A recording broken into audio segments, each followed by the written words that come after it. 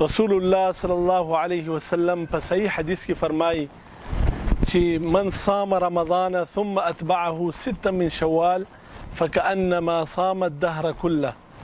څوک چې د رمضان المبارک فرض روژې ونیسي او بیا د دې بعد د شوال په میاشت کې چې دا روژې د میاشتې بعد میاشت ده په هغه کې شپږ روژې ونیسي نو ګواکې د ټول عمر روژې ونیولې. ځکه په دې دین کې د الله رب العالمین غټ احسان پر دې امت باندې دا دی چې د هرې نیکۍ بدله په لسو باندې ورکوي.